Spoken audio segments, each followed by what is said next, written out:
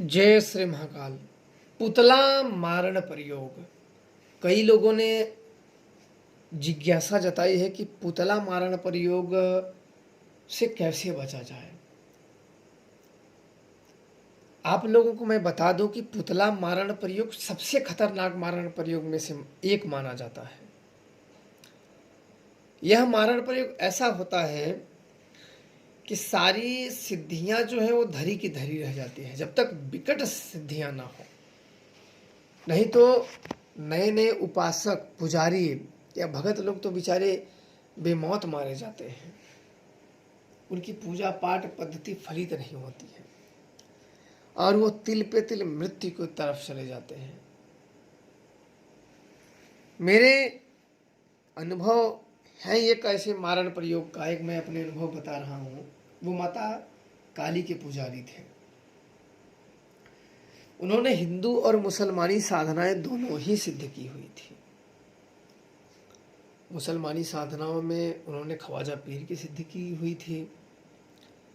जल में खड़े इन ख्वाजा पीर की माघ के महीने में साधनाएं होती हैं और कमर भर पानी में ख्वाजा पीर की सिद्धि होती है। मुसलमानी तंत्र में 2200 ख्वाजा पीर की सिद्धि सबसे उग्र मानी जाती है। एक साधनाओं में 2200 देवता सिद्ध होते हैं। मुसलमानी सुलेमानी साधनाओं में सबसे उग्र 2200 ख्वाजा पीर की मानी जाती है। और इस सिद्धि से आप दूसरी दुनिया तक की जानकारी, दूसरे लोग की जानकारी तक आप मंगा सकते हो। और उन्होंने ख्वाजा पीर की सिद्धि की थी। इसके बाद उन्होंने जाहर वीर का जप किया था। गोगा जाहर वीर की सिद्धि की थी। राजस्थान के जो ददरेवा में माता वाछल के पुत्र हैं, पिता जेवर उनका नाम है, उनको उन्होंने 41 दिन की क्रिया द्वारा उनकी कृपा प्राप्त की थी। और तीसरी उन्होंने साधना की थी नाहर सिंह वीर की। उनके ऊपर सवारी आती थी, नाहर सिंह वीर की उनकी सवारी आती थी। और चौथी शक्ति थी कालिका, कालिका थी। और पांचवा था मसान, मसान सिद्ध था उनको। अब इतना शक्ति सिद्ध होने के बाद तब वो क्या करते थे कि कभी कभी किसी के भूत प्रेत जाना, किसी में देवी देवता कुछ भी वो पकड़ लेते थे। जैसे आप में गए तो सारी सब लोग उसको भूत खींचते रह जाते थे, खींचते रहता, खींचता नहीं था। वह पहुंचते वो देवता सहित पकड़ लेते थे। देवता जो तकलीफ दे रहा है, जो दंड दे रहा है, वो भी पकड़ के वो खींच के चले जाते थे। लोग बड़े आश्चर्य में रहते थे। ऐसे ऐसे एक जानकार से उनकी दुश्मनी हो गई। तो वह जानकार ने शक्ति तो चलाया, अपनी शक्ति उसने चलाया उनके ऊपर, पर वो शक्ति काम नहीं की। तो कहे कहावत है कि जानकार तांत्रिक से दुश्मनी मोल नहीं लेनी चाहिए, क्योंकि जब तांत्रिक प्रतिशोध की अग्नि में जलता है तो बहुत ही भयानक हो जाता है। प्रतिशोध एक ऐसा विषैला पौधा है कि वह सब करवाने पे मजबूर करती है जो वो नहीं करना चाहता। वो बड़े से बड़े मेहनत को कर सकता है। और प्रतिशोध ऐसा जिसके अंदर संकल्प की शक्ति आ जाए, फिर संसार में उसे कोई नहीं हरा सकता है। संकल्प की शक्ति सबसे मजबूत शक्ति होती है और इन्होंने यही भूल कर सर्वत्र सफलता पाने के बाद उन्होंने यही एक चूक कर दी कि जिससे मिलो भैया हाथ जोड़ के मिलो, नहीं तो अगर क्या जरूर है किसी से दुश्मनी लेना, झगड़ा करना, कोई अच्छी बात तो है ही नहीं। फिर उस व्यक्ति ने क्या किया कि बाहर के तांत्रिक को, तांत्रिक भी नहीं था, वो था कपालिक था। कपालिक बहुत ही प्रचंड शक्तियों के स्वामी होते हैं। वो चाहे तो बना दे और चाहे तो जिंदगी उखाड़ दे। कपालिक था। अब कपालिक ने क्या किया कि फेसबुक से, रियल फोटो तो थी नहीं, फेसबुक से उनका फोटो प्राप्त किया। आजकल तो जानते हो ना कि वो कहीं ना कहीं मिल ही जाते हैं। किसी को बोल लो बाद में तुम्हें कहीं ना कहीं और मिल जाते हैं। फेसबुक से उसने फोटो प्राप्त कर लिया। फोटो प्राप्त करके उसके नाम के पुतले बनाए। अब पुतला बनाने के बाद वो अपनी क्रियाएं शुरू कर दी। करने के बाद बड़ी तकलीफ होने लगा, इनकी सारी शक्तियां बिल्कुल एकदम बेकाम हो गई, माइंड भ्रष्ट हो गया। इन्होंने क्या किया कि अपनी जो शक्तियां थीं वो भी थी, अन्य और शक्तियों के चक्करों में पड़ के अपनी सिद्धियों को भी नुकसान कर दिए, और ये बीच में वो कमियां कर गए। हालांकि वो भी शक्तियां आई, ऐसा नहीं को नहीं आई, लेकिन एक होता है ना कि अपमानजनक हो जाती है ना शक्तियां, अगर अपने हृदय पे ले ले अपमान ना, तो वो फिर बड़ी लंबी निभाती है। और ये भूल अनजाने में हुई थी, कोई जानवश नहीं हुआ था कि जानबूझ के हमने कर दिया, वो कर दिया, अनजाने में। अब अनजाने में भूल नहीं की जाती है। तो इनके जीवन में बहुत ही तबाही आने लगी, शरीर साथ छोड़ने लगा, बिल्कुल सब ये सोचेंगे कि अब ये मर जाएगा, अब ये नहीं बचने वाले। शरीर में दर्द होने लगा, तबीयत बिल्कुल, शरीर बिल्कुल सूख के कांटा होने लगा। और कई लोगों को दिखाएं, बड़े बड़े सिद्धपीठ के काली के पुजारियों को दिखाएं, बोले काली के पुजारियों को दिखा कर देंगे, जो बहुत ना हम दिखाते हैं, हम ये कर देंगे, हम वो कर देंगे। सब ने देखा, बाद में सब कुछ नहीं, खुदो पहाड़ निकला चूहिया। तो सब ने अपनी क्रियाएं की, सब ने ऐसे किया। करने के बाद तो एक दिन मेरे पास ही घटना आई, फोन आया कि ऐसी बात है। मैं थोड़ा सा हंसी मजाक में लेके गया। मैंने बोला नहीं, ऐसे कैसे हो सकता है। बोले नहीं, ये हो गया है। मिला तब और बनो बड़ी अम्मा। तो बोले वो क्या करें, मतलब उस समय ऐसा था कि बड़ी अम्मा क्या किए, वो जब शक्तियाँ थी उनके पास, तब किसी जानकार का, मैंने कहा कि किसी ओझा के, तांत्रिक के जानकार या गुनिया के पेट पे लात मत मारो। मैं कई बार कहता हूँ कि किसी भी जानकार की पीठ पे लात नहीं मारा जाता है। भाई जानकार है, अपना अपने अपने तरीके से करो। हर व्यक्ति की अपने अपने मार्ग होते हैं।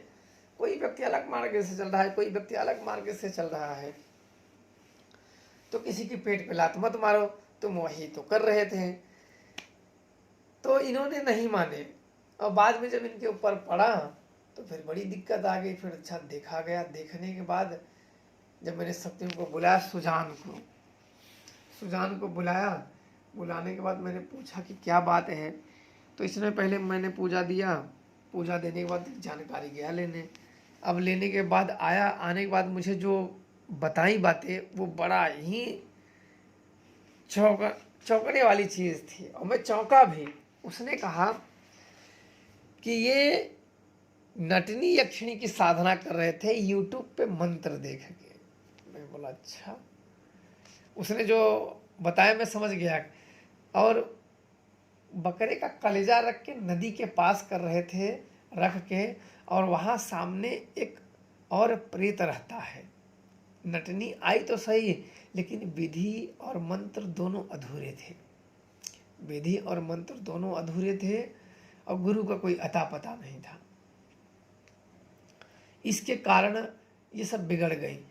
मैंने कहा कि सिद्धि, बोले वो सिद्धियां उसी समय, वो भी उनकी सिद्धि ही थी, सिद्धियां बिगड़ी। बाद में क्या हुआ, सिद्धियां जब बिगड़ जाती हैं तो समझो इंसान का दुर्दशा शुरू हो जाता है। ऐसा किसी के जीवन में कभी भी नहीं आया, किसी के साधक में उसकी सिद्धियां बिगड़े।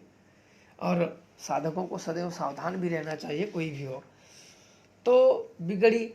अब बिगड़ने के बाद इन्होंने क्या किया कि और अन्य बाहरी शक्तियों को पूज लिया, वो और बिगड़ गई। और बिगड़ने के बाद उनमें क्या हुआ कि वो शक्तियाँ सुअर भी लेती थी बलि में। और एक तो मुसलमानी शक्तियाँ इन्होंने पूज रखा था, ख्वाजा पीर की शक्ति, उधर सुअर दे दिए। दोनों बिल्कुल एक जैसे महाभारत युद्ध छिड़ गया। क्योंकि शक्तियाँ अपने बिना मंतव्य, अगर शक्ति का किसी पे प्रयोग कर दिया जाए तो या तो शक्तियाँ नष्ट होंगे, या तो अपना काम करके ही लौटेंगी। यही शक्तियों का, अघोर शक्तियों का यही एक मापदंड होता है। या तो उस कार्य को सिद्ध कर देंगी, या तो वो नष्ट हो जाएंगी, वो सिद्धियां नष्ट हो जाती हैं। यही एक मापदंड होता है। तो इनके जीवन में बहुत बुरा होने लगा। तो ये लोग मेरे को जब बात आई तो बिल्कुल मरने वाली बात, तो मैं थोड़ा सा मजाक समझ गया कि नहीं, बोला नहीं यार ऐसा ही ऐसा तबीयत कैसे खराब हो सकता है। बोले हाँ ऐसे मेरा हो गया है। अच्छा मैं नहीं माना, मेरा अच्छा चलो, मतलब अचानक में ऐसी चीज़ें हुई ना, तो जब मैंने बुलाया तो देखा बड़ी चीज़ें हाँ ऐसी हैं। तो फिर मैंने वो जानकारियाँ एकत्रित की ऐसा कैसे हुआ है। तो मैंने सुजान को बुलाया, बुला के जानकारी एकत्रित करने के लिए भेजा। तो उसने बताया कि इनका और एक जानकार का झगड़ा हुआ था, और झगड़ा हुआ था और उस झगड़े के कारण इतना बढ़ गया, ये अपनी शक्तियों का दम कम दिखाने में, वो अपनी शक्तियों का दम कम दिखाने में, और वो जानकार किसी तीसरे का प्रयोग कर लिया। मैंने पहले भी कहा है कि दो के झगड़े में अगर कोई तीसरा आ जाता है तब उस झगड़े को वो इस सीमा तक लेके जाता है, वो तीसरा उस झगड़े में अग्नि में घी डालने का काम करता है, और उस झगड़े को इस सीमा तक लेके जाता है जहां से लौट पाना संभव नहीं होता है। और हुआ भी यही। दो के आपस में झगड़े, अगर दोनों ही आपस में मिल के उसका अगर सुलझा ले तो जो जिसकी कमियां हैं वो सॉल्व हो जाती हैं, और लफड़े का, लंबी दुश्मनी का उद्गम नहीं होगा, वही समाप्त हो जाते हैं। पर जो तीसरा व्यक्ति है, सारे लाभ, किसी भी लाभ के चक्कर में वो तीसरा व्यक्ति जब आ जाते हैं ना, तो झगड़े को घी का काम करता है, और झगड़े को इस सीमा तक लेके जाता है कि वहाँ से फिर लौट के आना बहुत मुश्किल होता है। और हुआ इनके साथ यही, आपस में शत्रुता हो गई, शत्रुता होने के बाद तंत्र प्रयोग हो गया, और तंत्र प्रयोग हो गया तो बहुत विडम्बना बढ़ गई। जब मैं आया तो इनके बाद ये पता चला कि इनका फोटो फेसबुक से लेके पुतला बना के मारण प्रयोग कर रहा है, और ये जानकार उस स्थान से लगभग 80 किलोमीटर दूर का था। उसने नाम बताया, सुजान ने बताया कि यह जानकार है, पुतला बनाया हुआ है। यह हुआ कि अब चलो इससे मिलना पड़ेगा। तो हम लोग यहाँ से निकले, वहाँ मिले। ये हुआ कि भाई आप ऐसी क्रियाएं क्यों कर रहे हो, तुम्हारा किसी ने क्या बिगाड़ा है। तो वो जानकार अपनी गलती माना, बोला नहीं हम नहीं जानते थे कि ऐसे है वैसे है, अपनी गलती मानने लगा। तो उसी पे उसने, मैंने कहा कि पुतला कहाँ है, वो बोला कि नहीं ऐसे गलतियां हो जाती हैं थोड़ा बहुत, चलो कोई बात नहीं, पुतला कहाँ है। तो बड़ा सकपका गया, है कैसे पुतले लड़के तू कह रहा है। मैंने बोला जो तुमने बनाया है वो पुतला की मैं बात कर रहा हूँ, दिमाग पे जोर दो। तो थोड़ा सा बच के बोला वो मैं खत्म कर दूंगा। नहीं अभी अभी उसको लाओ, नहीं तुम्हें खत्म कर देंगे हम। मैं अपने साथ एक शिष्य भी लेके गया था, तो मेरा शिष्य बोला गुरुजी इसे छोड़ो मत, नहीं ये तो बड़ा, इससे तो मेरे को बड़ा डर लग रहा है, तो बड़ा खतरनाक दिख रहा है, ये तो दो धारी तलवार की तरह है। ऐसे बेवजह का किसी का घर उजाड़ देना, किसी के ऊपर शक्ति प्रयोग कर देना, किसी के ऊपर ऐसे दुष्कृत्य कर्म कर देना, किसी के परिवार के सदस्यों को छीन लेना, ये कोई बहुत बड़ी जाम बात है। क्रोध होता है, गुस्सा होती है, पर इतना बड़ा नहीं गुस्सा क्रोध होता है कि किसी के जान पे आफत डाल दो, किसी के मारने पे उतावड़ हो जाओ। इतना कोई क्रोध नहीं करता है कि जब व्यक्ति पृथ्वी पे, धरती पे ही नहीं रहेगा तो फिर झगड़े का करेगा क्या। फिर मैंने उस पुतले को मंगवाया तो देखा तो उसमें मुर्गी के खून काटे गए थे, और उसके समझो कि अगर ना जाते, फिर सुजान ने बताया कि उसकी अभी 11 दिन डेट था इसको मरने का, बिल्कुल ये मार ही देता। तो तंत्र प्रयोग में मैं आप लोगों को बता दूं तो कभी भी ऐसा नहीं हो कि मेरा कोई कुछ नहीं कर सकता। तंत्र प्रयोग एक से बढ़ के एक है, जो आप जानते हो आप लोग उससे भी अधिक गहरा तंत्र है। जब एक तांत्रिक, मेरे गुरुदेव बताते थे कि जब कोई तांत्रिक किसी पे प्रयोग करने पे जब आता है अपनी चीज़ों पे, तो वो सबसे पहले अपनी सारी शक्तियों को चला देता है, एक साथ समस्त शक्तियों को चला देता है। और इससे अगर काम नहीं बनता है तो सबसे भयानक विद्याओं का चयन करता है, जैसे 10 महाविद्याओं में सबसे भयानक विद्याओं का फिर अनुष्ठान कर देता है वो। तब समझो उससे, अब तुम्हें उससे भी भयानक मौत देगा वो। और वो तब तक नहीं रुकता है जब तक कि उसके उद्देश्य की पूर्ति न हो जाए। अब आपको मालूम है कि मंत्र अगर अनुष्ठान शुरू कर दिया जाए तो देवता को विवश होकर उस कार्य को सिद्ध करना पड़ता है। तांत्रिक क्रियाओं में एक से बढ़ के एक प्रयोग हैं।